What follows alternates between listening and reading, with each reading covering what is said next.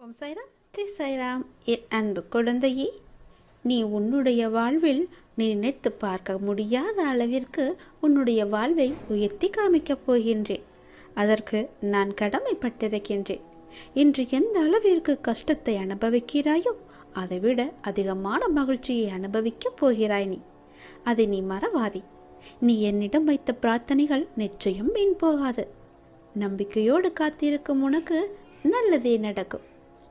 அறியாமையின் காரணமாக நமக்கு எது நன்மையை தரும் என்று கூட நமக்கு தெரியாது. அதனால் எது நமக்கு துன்பத்தை தருமோ அதை நல்லது என்று நினைத்து அதை அளிக்குமாறு இறைவனிடம் பிரார்த்தனை கூட நாம் செய்கின்றோம். ஆனால் அவரோ நமக்கு எது நல்லதோ அதை தர சங்கல்பித்து அதையே பேசி அதையே நமக்கு தந்தருள்கின்றார். நாம் எது கேட்டாலும் கொடுப்பவர்தான் கடவுள்.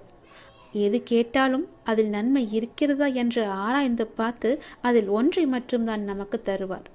நல்லது கெட்டது என எல்லாவற்றையுமே ஆராய்ந்து நமக்கு நல்லது எதுவோ அதை மட்டும்தான் தருவார். நீ என்னை வந்து தரிசனம் செய். உன்னுடைய வாழ்வில் பல அதிசயங்கள் நிகழும். பல நிகழும். தீராத நோய்கள் எல்லாம் தீரும். உன்னுடைய கர்ம வினைகள் எல்லாம் குறையும். உன்னுடைய வாழ்வில் நல்ல திருப்பம் ஒன்று நிச்சயம் நடக்கப் போகிறது. துன்பம் உன்னை தொந்தரவு செய்யும் போது நீ கவலைப்பட்டு கண்ணீர் விடுவதால் அதை மாறப்போவது கிடையாது. அதே நேரம் உன்னுடைய மனபாரம் குறையும் வரை விடாமல் என்னுடைய நாமத்தை நீ ஜபத்தினை தொடர்ந்து சொல்லிக்கொண்டே வா. கண்ணீர் எல்லாம் பலன் தராது. ஆனால் இந்த மந்திர ஜபம் கண்டிப்பாக உனக்கு ஒரு நல்ல பலனை தரும். மந்திரத்தை சொல்ல சொல்ல தீய சக்திகள் எல்லாம் உன்னிடமிருந்து விலகி நல்ல சக்திகள் உன்னை ஆக்கிரமிப்பதை நீயே உணர்வாய். அப்போது துன்பங்களால் உன்னை ஒன்றும் செய்ய முடியாமல் போகும். அது வேறு ஒரு கவலைப்படும் நபரை தேடிச் செல்லும். இதைவிட எளிதாக நான் உனக்கு எவ்வாறு புரிய வைப்பது? புரிந்தால் மட்டுமே நீ என்னுடைய நாமத்தை சொல்லி என்னை கூப்பிடு. கூப்பிட்ட நொடியே உன் கண்ணீர் மாறும். புன்னகையாய் விரைவில் உன்னை வந்து சேரும். நான் இருக்கின்றேன். எதற்கும் பயப்படாதே. உன் மனதிற்கு இப்போது அன்பு காட்ட ஒரு நபர் தேவை அல்லவா? உன் மனதை புரிந்து கொண்டு உன்னிடம் அன்பாய் அக்கறையாய் பேச உனக்கு யாரும் இல்லை. என்னதான் உன் மனதை ஏதாவது ஒரு வேளையில் நீ ஈடுபடுத்தினாலும் உன்னுடைய மனம் இப்படி அன்பற்ற வாழ்க்கையை நினைத்து வருந்தி கொண்டிருக்கின்றது. உன் மனதை உன்னை சுற்றி உள்ளவர்கள் புரிந்து கொள்ள நான் செய்கிறேன். நீ உன் வேதனையை என்னிடம் சொல்லி புலம்புகின்றாய். நான் பார்த்து கொள்கிறேன். நான் நிச்சயமாக அனைத்தையும் மாற்றி தருகின்றேன். உன்னுடைய மனபாரங்கள் எல்லாம் குறைந்து நீ மகிழ்ச்சியாக வாழ வைப்பது என்னுடைய பொறுப்பு. இன்று நான் உன் இல்லத்திற்கு வருவேன். உன்னை தேடி வருவேன். நீ உன்னை அழைப்பாயா என்று எனக்கு வாக்குறுதி கொடு. உள்ளே அழைத்தால் உனக்கான மங்கள வாக்கு ஒன்றை நான் கூறுகிறேன். மனதார ஒரே ஒரு நொடி அலை. உன் மனக்கோவிலில் வந்து நான் அமர்ந்து விடுகிறேன். நம்பிக்கை இழக்காதே. நல்லது நிச்சயம் நடக்கும். எல்லாமே நன்மைக்கே. தடங்களுக்கு என்றும் நீ வருந்தாதே. அதிலும் ஏதாவது ஒரு நன்மை இருக்கும் என்ற நம்பிக்கையோடு செயல்படு. நமக்கு எந்த செயலும் சரியாக வரவில்லையே, எல்லாம் ஏதோ விதத்தில் யாரோ ஒருவர் தடை செய்து கொண்டே இருக்கின்றாரே. என்னுடைய மனமானது கவலையிலேயே எப்பொழுதும் இருக்கின்றதே. எனக்கு நல்ல காலம் என்பது பிறக்காதா? கவலைப்படும்படியே என்னுடைய இறைவன் என்னை வைத்து விட்டாரே என்ற தினமும் புலம்பிக் கொண்டே இருக்கின்றாய். சரிதானே? இந்த நிலை விரைவில் கூடிய விரைவில் மாறும். அனைத்தையும் நான் உனக்கு சாதகமாக மாற்றி காமிக்கின்றேன். நம்பிக்கை மட்டும் நீ இழக்கக்கூடாது. எது எப்படியோ எதிர்மறை எண்ணங்கள் தான் உன் வாழ்விற்கு தடையாக இருந்தன என்பதை நீ புரிந்து கொண்டாய். நானே உனக்கு புரிய வைத்தவும் இருக்கின்றேன். உன் நம்பிக்கைகள் குறுகிய வட்டமாகவே இருக்கின்றன அல்லவா? உன்னால் அதை கடந்து வெளியே செல்ல முடியாது என்று உன்னை நீயே குழப்பிக் கொண்டிருக்கின்றாய். குழப்பிக்கொண்டும் இருந்தாய். இப்போது உணர ஆரம்பித்து விட்டாய். அதிலிருந்து விடுபட நீ என்ன பயிற்சி செய்ய வேண்டும் என உனக்கு வழிகாட்ட சிலர் முன் வருவார்கள். நீ தடைகளை எல்லாம் தகர்த்து வெற்றி படியில் காலை வைக்கப் போகிறாய். உன் தடைகளை உடைத்து அனைத்தையுமே நீ பெறப்போகின்றாய். உனக்கு பொருளாதார பிரச்சனை என்பது அடிக்கடி இருந்து கொண்டே இருக்குது. அதை தொடர்ந்து கொண்டும் வருகிறாய். பொருளாதார முன்னேற்றம் கிடைக்க வேண்டும் என்று நீ கடுமையாக போராடி வருகிறாய். அதற்கான முயற்சிகளிலும் ஈடுபட்டு வருகிறாய். அது உன்னை சுற்றி உள்ளவர்களுக்கு புரிவதில்லை. கவலைப்படாதே. அது எப்போது புரிய வேண்டுமோ அப்போது அவர்கள் புரிந்து கொள்ளட்டும். அவர்கள் 3ஆம் நபரை பற்றி நீ கவலைப்பட வேண்டிய அவசியமே இல்லை. அது இப்போது அவர்களுக்கு புரிய வேண்டிய அவசியமும் இல்லை. நீ தொடர்ந்து முயற்சி செய்து கொண்டே இரு. முன்னேறி விடுவாய் விரைவாகவே. உன் உழைப்புக்கேற்ற ஊதியம், உழைப்புக்கேற்ற வெற்றி எல்லாம் உன்னை தேடி வரும். அப்போது யாருக்கு புரிய வேண்டுமோ அவர்களுக்கு புரியட்டும். அதற்குள் நம்பிக்கையோ பொறுமையோ நீ இழக்காதே. உன்னால் முடியும். நீ உயரங்களை நிச்சயம் தொடுவாய். உன்னுடைய மனதில் உள்ள சங்கடங்களை எல்லாம் மறைத்து கொண்டு எத்தனை நாட்களுக்குத்தான் வாழப்போகின்றாய்? உன் மனதில் இருந்து நிம்மதியை எப்போதோ இழந்து விட்டாயே. அமைதி வெறும் வார்த்தைகளில் இருக்கிறதே தவிர உன்னுடைய மனதில் இல்லையே. வெளியே சொன்னால் உன்னுடைய கௌரவம் போய்விடும் என நினைத்து மனதில் பூட்டிய விஷயங்கள் இன்று உன்னுடைய உடலையும் சேர்த்து பாதிக்கும் நிலைமைக்கு உன்னை தள்ளி இருக்கின்றது. எதையோ இழந்து விட்டது போன்ற பரிதவிப்பிலேயே ஒவ்வொரு நாளையும் நீ நகர்த்தி வருகின்றாய். மெல்ல மெல்ல நீயும் தளர்ந்து விட்டாய். உன் மனதும் தளர்ந்து விட்டது. சுற்றி இருப்பவர்களை பார்த்தால் எரிச்சலும் கோபமும் உனக்கு வந்து கொண்டிருக்கிறது. என்னை புரிந்து கொண்டு தேற்றுவார் யாரும் இல்லை என மனதில் தவித்து கொண்டிருக்கின்றாய். உன்னை தேற்றுவதற்காகவும் உனக்கு உதவிகள் செய்வதற்காகவும் இதோ நான் உன்னோடு இருக்கின்றேன். உன் கூடவே இருந்து உன்னை வழி நடத்தி செல்ல உன் வீட்டிற்கு நான் வரப்போகிறேன். நீ அழைப்பாய் என்று உறுதி சொன்னால் உன் வீட்டிற்கு வந்து உன் கூடவே நான் தங்குகிறேன். உனது துக்க நாட்கள் எல்லாமே முடிந்து போகும். நிம்மதி உன்னிடம் நிரந்தரமாகவே ஆட்கொள்ளும். எதையும் சுலபமாக எடுத்துக்கொண்டு நடக்கின்ற போகின்ற நிலைமைக்கு வரத்தான் போகின்றாய். உனக்கு நிம்மதியும் சாந்தியும் நிச்சயம் கிடைக்கும். என்னை நம்பி சரணடைந்தவர்கள் யாராக இருந்தாலும் அவர்களுக்காக என்னுடைய உயிரையும் நான் கொடுப்பேன் என்று வாக்குறுதி கொடுத்திருப்பதால் எனது வார்த்தையை காப்பாற்ற நிச்சயம் பாடுபடுவேன். காலம் ஒரே மாதிரியாக இருக்கும் என்று கருத வேண்டாம். தங்க சிம்மாசனங்களும் கண்மறைவாகிவிடும். அதிகாரங்கள் மறைந்து போகும். செல்வ வளம் சொல்லாமலேயே சென்றுவிடும். கொடுக்கும் கரங்களை பெற்றுக்கொள்ளும் கரங்களாகிவிடும். அப்போது கொடுப்பவர்கள் இருக்க வேண்டும் அல்லவா? ஆகையால் செல்வம் இருப்பவர்கள் கொடுப்பதை பழக்கப்படுத்தி கொள்ள வேண்டும். விதையை அப்படி விதைத்து கொண்டால் பலன் கிடைக்காமல் போகாது. விதைத்த விதைதானே நல்ல பயிரை கொடுக்கும், நல்ல விளைச்சலை கொடுக்கும். நீங்கள் நன்மையை விதைத்து பாருங்கள். வேண்டிய உதவிகளை அவ்வப்போது செய்து பாருங்கள். உங்களுக்கு தேவைப்படும் நேரத்தில் உதவி உங்களை தேடி வரும். என்னுடையது எனக்கு மட்டுமே என்ற பாவத்துடன் நாட்களை கடத்தி தேவை ஏற்பட்ட போது எனக்கு யாரும் இல்லை என்று கருதினால் பிரயோஜனம் கிடையாது. அதனால் என்ன பிரயோஜனம்? தானம் செய்தது வீண் போகாது.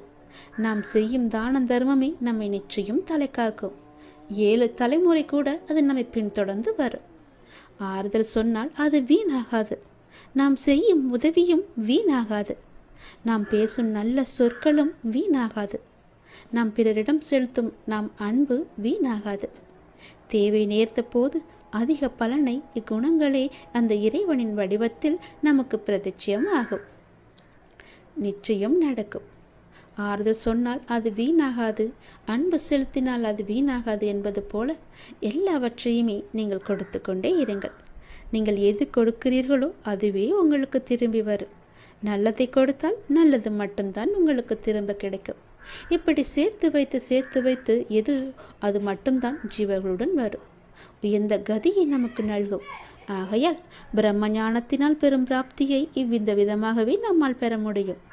எனது சொற்களை நீங்கள் மறந்து விடாதீர்கள். கர்ம வினைகள் உனது கர்மத்தின் பலனை நீ அனுபவித்தாக வேண்டும்.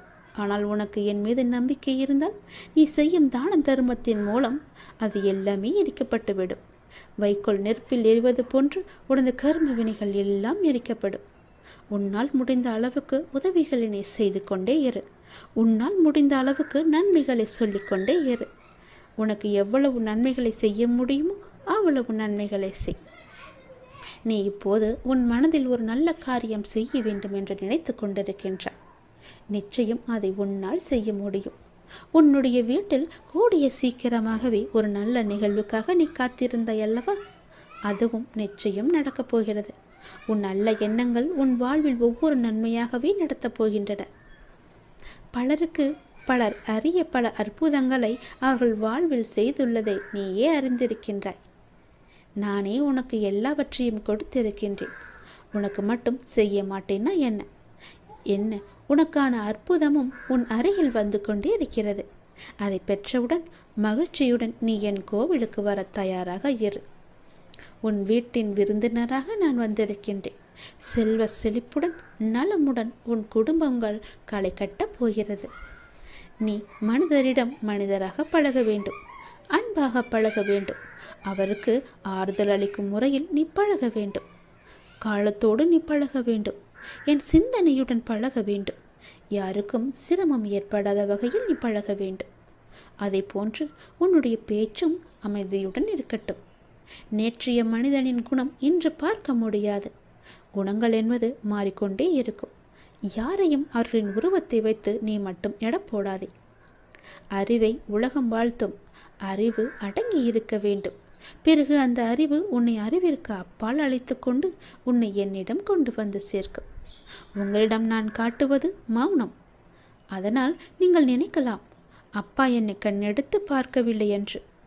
நான் எவ்வளவோ சொல்லியும் என்னிடம் ஒரு வார்த்தை கூட அவர் பேச மாட்டேங்கிறார் என்று நம்பிக்கையில் நீ இருக்கின்றாய். அந்த நம்பிக்கை எப்படி இருக்க வேண்டும் தெரியுமா?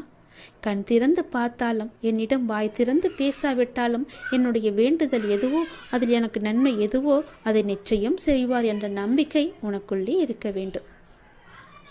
ஏனெனில் என்னுடைய விருப்பமே சதா உங்களுடன் இருப்பது மட்டும்தான். எத்தனை பேர்கள் உங்களில் என்னை அவர்களின் உயிர் மூச்சாக நினைக்கின்றார்கள்.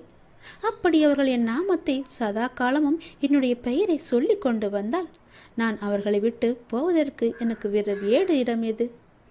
என் பக்தர்கள் இதய கமலம்தானே நான் வீற்றிருக்கும் சிம்மாசனம், கோயில், ஆலயம். என்னை நம்பி ஏமாந்தவர்கள் என்பது பேச்சிற்கே கிடையாது. நான் எப்போதும் உங்களுடன் இருக்கின்றேன். உங்கள் வாழ்க்கை பயணத்தை தொடர்ந்து நிம்மதியாக இருங்கள். நான் இருக்கின்றேன். எதற்காகவும் நீங்கள் கவலைப்படாதீர்கள். நீ என்னை நினைக்கும் ஒவ்வொரு கணமும் உன் துன்பத்தை போக்க நான் ஓடோடி வருவேன். என்னை மனதால் நினைத்தாலே போதும்.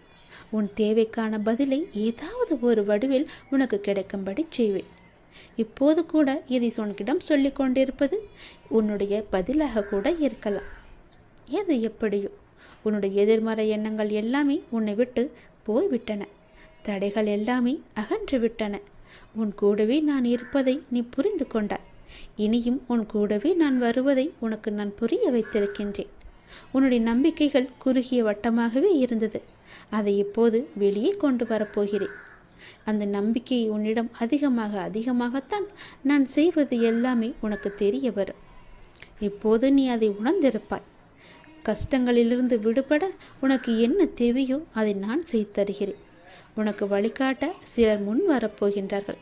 நான் அனுப்பிய நபர்களே உனக்கு உதவிக்கு வரப்போகிறார்கள். இனி தடையாக இருந்தது எல்லாமே உன்னை விட்டு போகப் போகிறது. கவலைப்படாதே என் தங்கமே. நீ கேட்ட மாற்றம் நிகழப்போகிறது. உன் வாழ்வின் திருப்பு முனையாக ஒரு நாள் உனக்கு அமையும் என்று சொல்லியிருந்தேன் அல்லவா? இன்னும் சரியாக 8 நாட்களில் அது உனக்கு கிடைக்கும். வெற்றி பெற வழியும் கிடைக்கும். நிம்மதியும் பெருகும். நல்ல நிகழ்வுகள் நடக்க ஆரம்பிக்கும். நீ செய்த நல்ல செயல்களுக்கான புண்ணிய காலங்கள் ஆரம்பமாகிவிட்டன. எந்தவித எதிர்மறை எண்ணங்களுக்கும் நீ இடம் அளிக்காதே. நல்லது நடக்கும். இன்னும் சரியாக 8 நாட்களில் நீ நினைத்த மாற்றம், நீ கேட்ட மாற்றம், உன் வாழ்வின் மாற்றம் எல்லாமே நடக்கும்.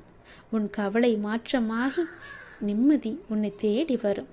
உன்னுடைய குழப்பம் எல்லாம் தீர்ந்து நல்ல ஒரு தீர்வு கிடைக்கும். உன் கடன் பிரச்சனை எல்லாமே தீர்ந்து செல்வ வளங்கள் உன்னை வந்து சேரும். உன் பொறுமைக்கு பரிசாக நீண்ட காலமாக நீ எதிர்பார்த்த ஒரு நல்ல செய்தி உனக்கு கிடைக்கப் போகிறது. நல்ல நிகழ்வுகளும் அடுத்தடுத்து நடக்கப் போகிறது. நீ இவ்வளவு நாள் எதற்காக காத்திருந்தாயோ அதை நீ பெறப் போகின்றாய். நேர்மறை சிந்தனைகளை கைவிடாமல் நேரம் கிடைக்கும் போதெல்லாம் என்னுடைய நாமத்தை நீ சொல்லிக்கொண்டே இருக்கின்றாய் அல்லவா?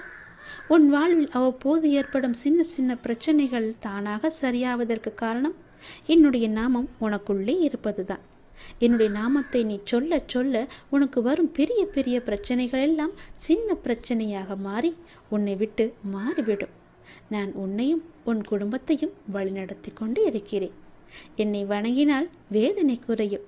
என்னை வணங்கினால் உனக்கு பாவம் குறையும். மற்றவர்களிடம் பேசும்போது கவனத்தோடு வார்த்தைகளை பிரயோகப்படுத்த. அவசரப்பட்டு வார்த்தைகளை நீ கொட்டி விடாதே. வாழ்க்கையில் நீ சந்திக்கும் தோல்விகளால் மனம் சோர்வடைந்து இதற்கு மேல் நான் போராட முடியாது என்று நினைக்காதே. வெற்றி தோல்விகளை குறித்து கவலைப்படாமல் உன் லட்சியத்தை நோக்கி முன்னேறி செல். கடமைகளை தவறாமல் செய். அந்த நம்பிக்கையை உன்னை வெற்றி பெற செய்யும்.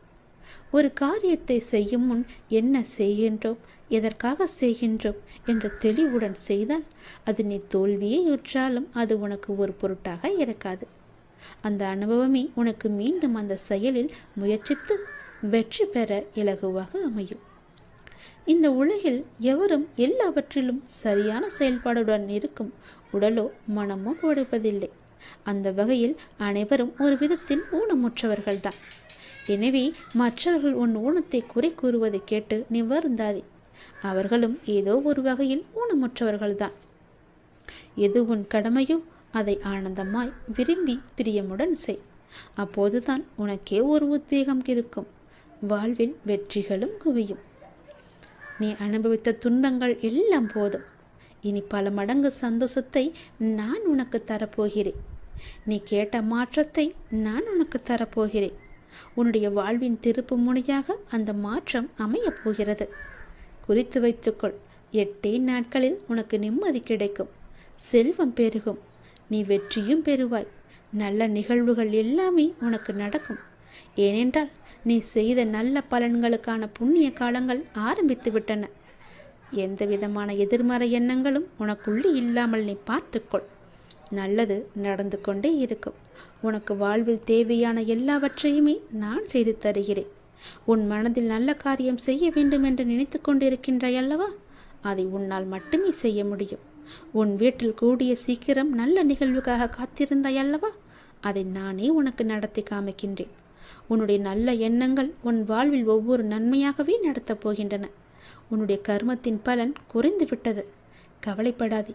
உன்னுடைய பொருளாதாரம் முன்னேற்றம் அடைய போகிறது. நம்பிக்கை இழக்காதே. எல்லாம் நன்மைக்கே. தடங்களுக்கு என்றும் நீ வருந்தாதே. அதிலும் ஏதாவது ஒரு நன்மை இருக்கும் என்ற நம்பிக்கையோடு செயல்படு. கவலையே படாதே. இந்த நிலை கூடிய விரைவில் மாறும். அனைத்தையும் உனக்கு சாதகமாக நான் மாற்றி தருகிறேன். உன் இல்லத்திற்கு நான் வருவேன். என்னை அழைத்து கொண்டு உள்ளே போ. உனக்கான மங்கள வாக்கு ஒன்றையும் உன் வீட்டிற்குள்ளே வந்து நான் தருகிறேன்.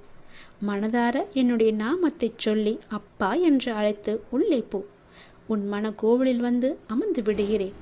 சர்வ மங்களமும் உனக்கு உண்டாகட்டும் என்ற வாக்கும் வரமும் தருகிறேன். ஆசையும் தருகிறேன். நீ சந்தோஷமாகவே இருப்பாய். எல்லாம் சரியாகும். கவலையே படாதே. நல்லது நடந்து கொண்டே இருக்கும். ஒரு யதார்த்தமான உண்மை கசப்பாக இருந்தாலும் உண்மையை வெளிப்படையாக கூறிடுங்க. இதனால் பல கசப்பான பின் நிகழ்வுகளை எளிதாகவே நீங்கள் தகர்த்து வந்துடலாம். இதன் மூலம் மற்றவர்களுக்கு நீங்கள் நல்லது செய்கிறீங்க. ஒரு உறுப்பை வச்சு ஒருவரின் பண்பை எடை போட முடியும் என்றால் அது நாக்கு தான். அந்த நாவின் வன்மையால் இவ்வையகத்தில் வாழ்ந்தோறும் உண்டு, வீழ்ந்தோறும் உண்டு. எனவே நாக்கை நமது கட்டுப்பாட்டுக்குள்ளே எப்போதுமே வச்சிருக்க வேண்டியது மிகவும் அவசியமாகும். தேவையற்ற பேச்சை எப்போதும் யாரிடமும் பேசாமல் இருப்பது தான் நமக்கு நல்லது, எல்லோருக்குமே நல்லது. பேசும்போது நல்லா சிந்தனை செஞ்சு பேசணும். அப்படி பேசினால் மட்டுமே உங்களுக்கு நன்மை கிடைக்கும். யாரிடமும் அவருடைய மனம் புண்படும்படி பேசக்கூடாது.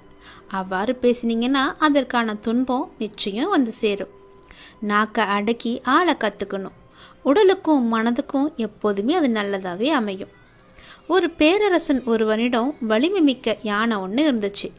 போர்க்களம் செல்லும் போதெல்லாம் அதனுடைய உடல் முழுவதும் வாட்கள் நிறைந்த கவசங்களால் அது மூடப்பட்டிருக்கும். அதன் வாளிலும் இரும்பு குண்டு ஒன்று இணைக்கப்பட்டிருக்கும்.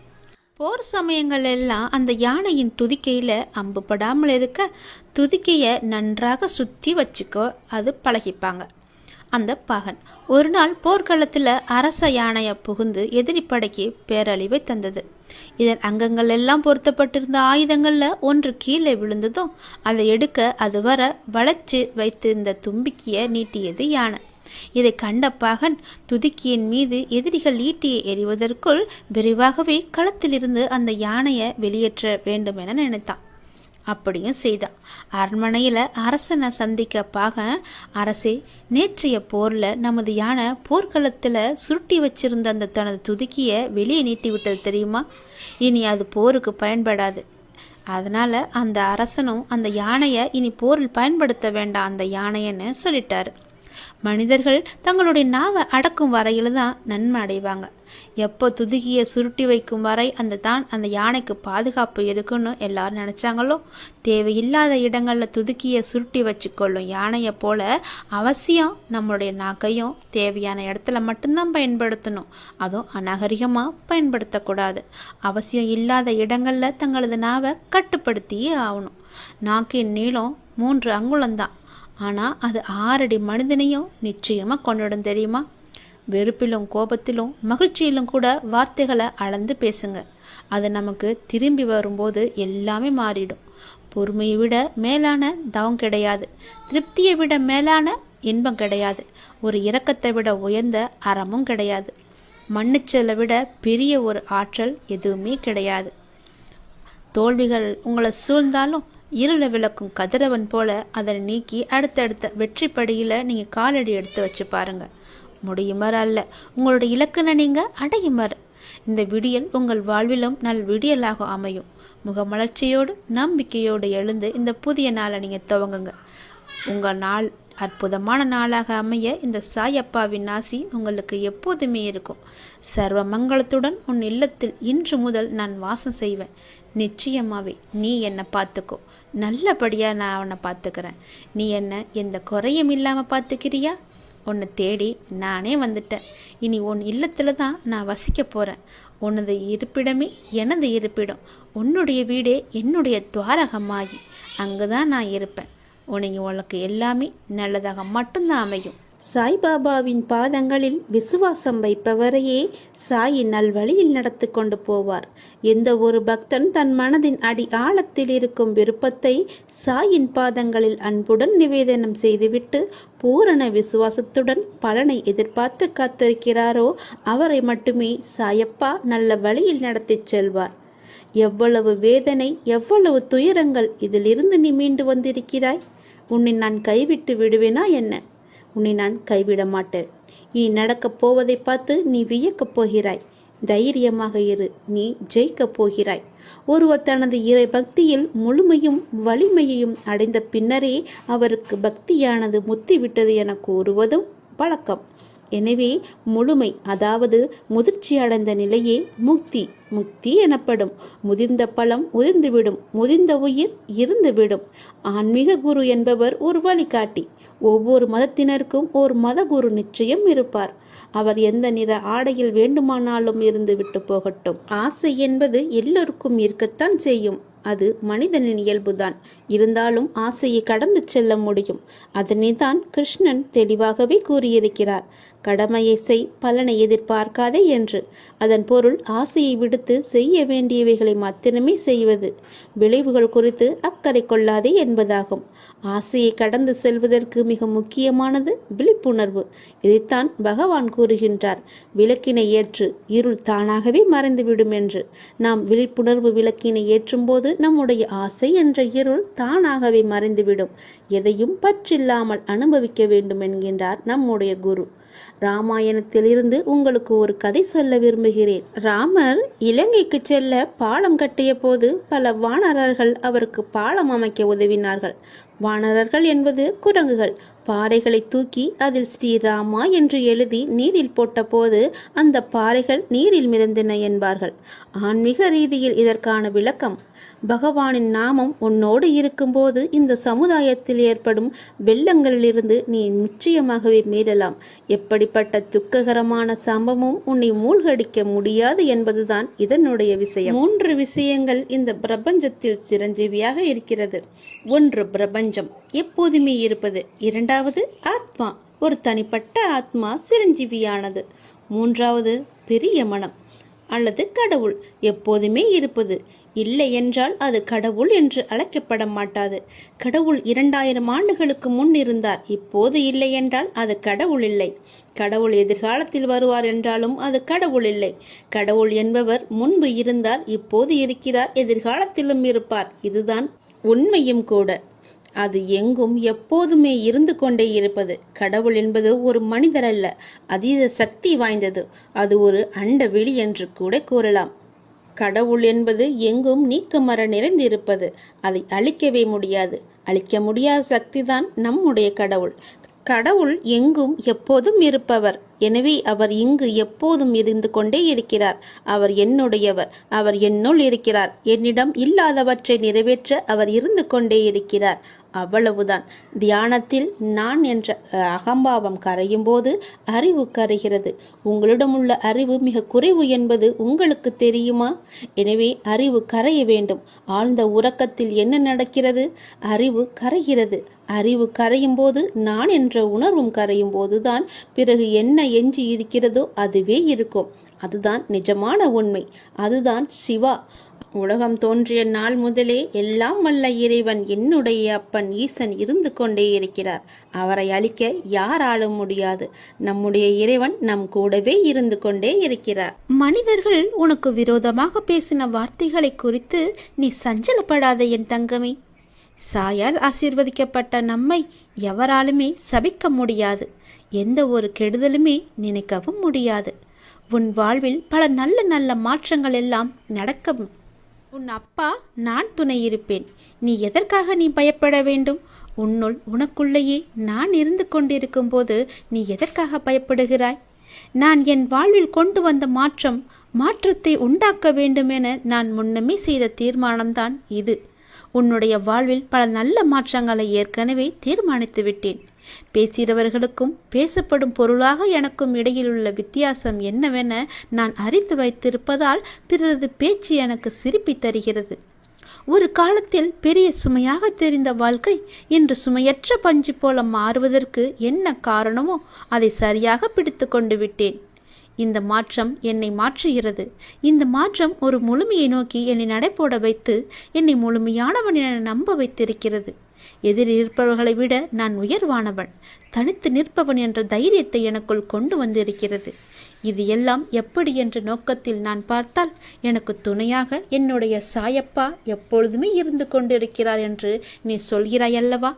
உனக்கு துணையாக உன் அப்பா என்றுமே இருந்து கொண்டுதானே இருக்கின்றேன். எனக்கென்று எதுவும் தரவில்லை என்று கூறாதே. உங்களுக்கு தெரியாமல் பல ஆபத்துகளிலிருந்து உன்னை பாதுகாத்து கொண்டுதான் இருக்கிறேன். சாயை விட இவ்வுலகில் அதிக அன்பும் அக்கறையும் காட்ட உனக்கு யார் இருக்கிறாள்? எவரையும் நம்பாதே. யாராலுமே முடியாது. உன் மீது முழுமையான அன்பை நான் வைத்திருக்கிறேன். என் அன்பானது பொய்யானது அல்ல. உனக்காக மட்டுமே எனது அன்பு எப்பொழுதும் இருக்கும். இப்பொழுது நான் மிகவும் களைப்பாகவே இருக்கிறேன். உன் வீட்டில் சிறிது நேரம் இளைப்பாறிவிட்டு செல்லலாம் என்று வந்திருக்கிறேன். உன் வீட்டில் நான் சிறிது நேரம் படுத்துக்கொள்ள எனக்கு இடம் கொடுப்பாயா தங்கமே? மிகவுமே களைத்து போயிருக்கிறேன். என் களைப்பை போக்க உன் வீட்டிற்கு நான் இப்பொழுது வந்திருக்கிறேன். உடனே கதவை திறந்து என்னை உள்ளே அழைத்து போ. எனக்கென்று படுப்பதற்கு ஒரு சிறு இடம் கொடு. இனி நான் உன் வீட்டிலேயே தங்கலாம் என்று நினைத்துதான் வந்திருக்கிறேன். நீ எனக்கு இடம் கொடுப்பாயா, இல்லை காலையில் எழுந்து நான் சென்று விடவா? எனக்காக இன்று இரவு மட்டுமாவது எனக்கு தூங்குவதற்கு இடம் கொடு என் தங்கமே. நீயே வந்து என்னை அழைத்தால்தான் நான் உள்ளே வருவேன். என்னை அழைக்க உனக்கு சம்மதமா என்று சொல். பிறகுதான் உன் வீட்டு வாசல் படியில் நான் காலை வைப்பேன். என்ன சொல்கிறாய்? வெகு நேரமாகவே உன் வீட்டு வாசலில்தான் நான் காத்து கொண்டிருக்கிறேன். சீக்கிரம் வந்து என்னை அழ. இல்லை, நான் வேறு வீட்டிற்கு சென்று நான் அங்கு படுத்து உறங்குகிறேன்.